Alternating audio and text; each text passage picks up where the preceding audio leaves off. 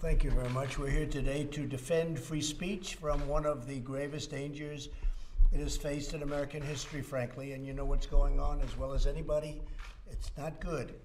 A small handful of powerful social media monopolies controls a vast portion of all public and private communications in the United States. And we know what they are. We don't have to name them. We're going to give you a complete listing. We're going to give you a signed copy of what I'm going to be signing in a couple of minutes, and you'll see exactly what we're doing.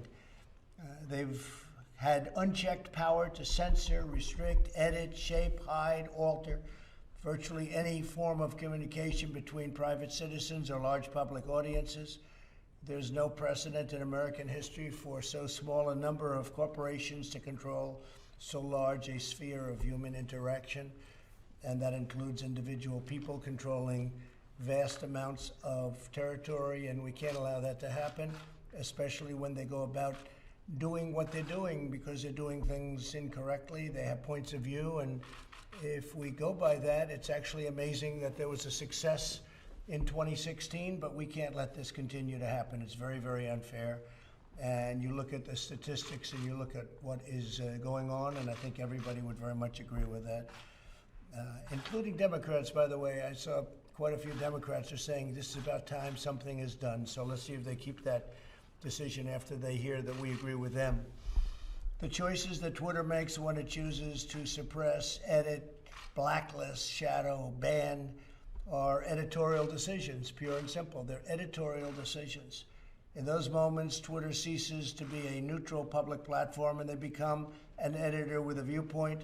And I think we can say that about others also, whether you're looking at Google, whether you're looking at Facebook, and perhaps others. One egregious example is when they try to silence views that they disagree with by selectively applying a fact check, F-A-C-T, fact check. What they choose to fact check and what they choose to ignore or even promote is nothing more than a political activism group or political activism. And it's inappropriate. You look at what's happened, you look at where they're going, where they're coming from. I think you all see it yourselves. This censorship and bias is a threat to freedom itself.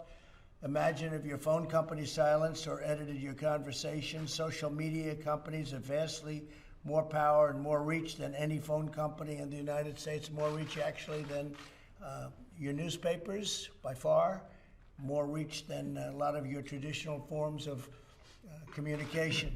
Therefore, today I'm signing an executive order to protect and uphold the free speech and rights of the American people. Currently, social media giants like Twitter receive an unprecedented liability shield based on the theory that they're a neutral platform, which they are not an editor with a viewpoint.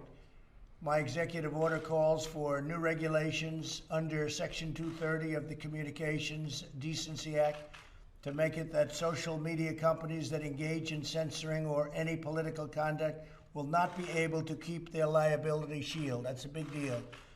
They have a shield. They can do what they want. They have a shield. They're not going to have that shield.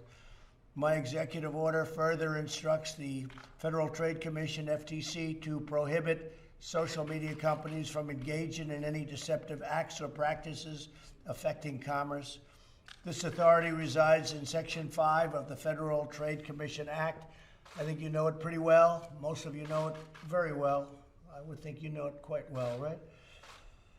Additionally, I'm directing the Attorney General to work cooperatively with the states. He's going to be working very much and very closely in cooperation with the states to enforce their own laws against such deceptive business practices. The states have broad and powerful authority to regulate in this arena, and they'll be doing it also, and we encourage them to do it if they see exactly as we've been seeing. It's what they're doing is tantamount to monopoly, you can say. It's tantamount to taking over the airwaves. Can't let it happen. Otherwise, we're not going to have a democracy. We're not going to have anything to do with a republic. Finally, I'm directing my administration to develop policies and procedures to ensure taxpayer dollars are not going in any social media company that repress free speech. The government spends billions of dollars on giving them money They're rich enough, so we're going to be doing none of it or very little of it. As president, I'll not allow the American people to be bullied by these giant corporations. Many people have wanted this to be done by presidents for a long time. And now we're doing it, and I'm sure they'll be doing a lawsuit, and I'm also sure that we're going to be going for legislation in addition to this, and the legislation will start immediately. And I tell you, I've been called by Democrats that want to do this, and so I think you could possibly have a bipartisan situation. But we're fed up with it, and it's unfair, and it's been very unfair. This is the arbiter. This guy is the arbiter of what's supposed to go on Twitter. He's the one he thought, and he used CNN as a guide. CNN, which is fake news. He uses CNN as a guide. His name is Yoel Roth. Mr. President, you had said in one of your tweets that you would consider shutting down Twitter and social media companies. Did you actually mean you would want to shut down an American company? Well, I think it's going to be, I tell you what, I have so much, it seems, influence over Twitter in the sense of people wanting to go Twitter because of what I have. I have a vast number, we have a number of platforms, as you know. We have millions and millions of people. I think if Twitter were not honorable, if you're going to have a guy like this be your judge and jury, I think you shut it down as far as I'm concerned, but I'd have to go through a legal process to do that. How would you shut down an American I don't know. I'd have to ask the lawyers. I'd have to go through a legal process. If it were legal, if it were able to be legally shut down, I would do it.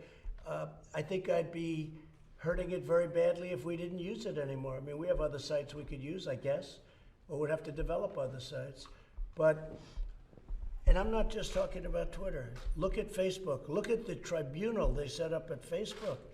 This woman who, you remember testifying recently in Congress, her hatred was so incredible toward the Republican Party and me that there is no way you can get a fair trial. So this is not like it's supposed to be.